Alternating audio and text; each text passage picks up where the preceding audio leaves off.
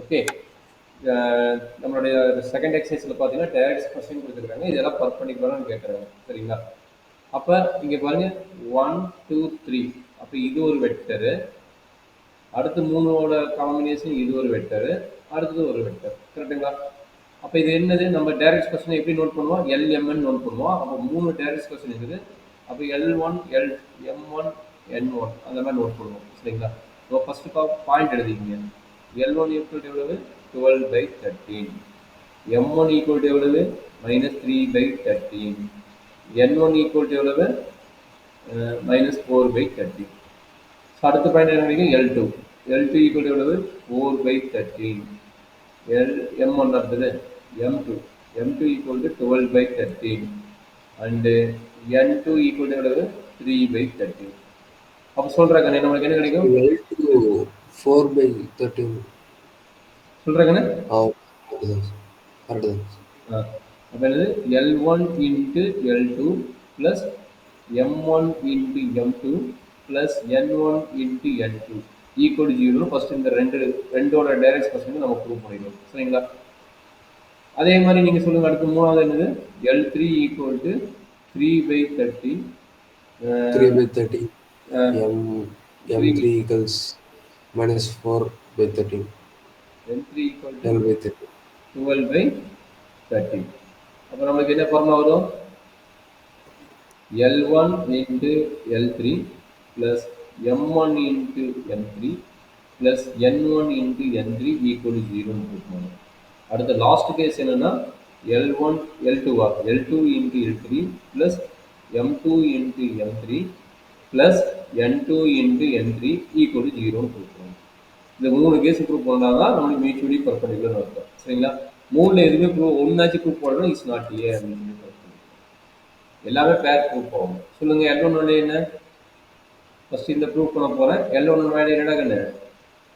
12/13 into L2 value 4/13. கரெக்டுங்களா?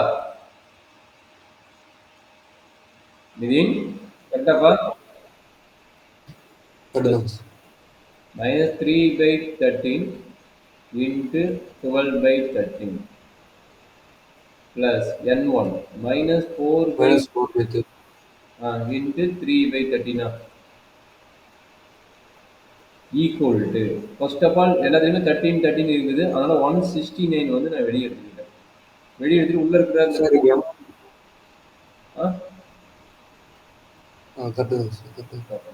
சரி first எல்லாமே 13 இருக்கிறனால நான் வந்து 169 வந்து வெளியே எடுத்துட்டேன். சரிங்களா? மீதி இருக்கிற உள்ள டைம் மட்டும் மல்டிப்ளை பண்ணி போட எவ்வளோன்னு 12 into 4 48 -3 into 12 36 -4 into 3 12. அப்போ என்னாச்சு? 0 ஆயிடுச்சு ஆட்டோமேட்டிக்காக. இது 0 ஆயிடுச்சு.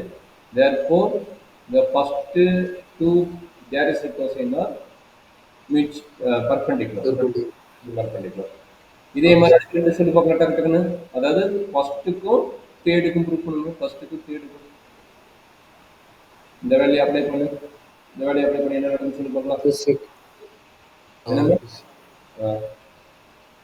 12/13 into 3/13 plus -3/13 into -4/13 plus -4/13 into 12 வருதா?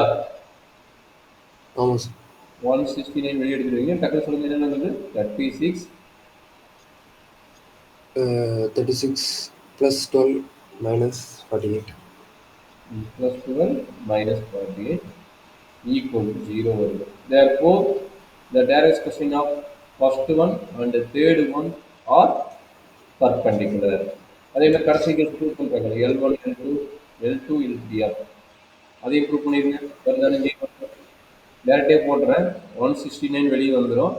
இது என்ன கிடைக்கும்? -12 +12 சார். ஈக்குவல் அது நான் +12 -48 +36 வந்துச்சு. That is equal to 0. Therefore, the three direct cosines are mutually perpendicular. Three cases are satisfied. Therefore, is are mutually perpendicular. சரிங்களா?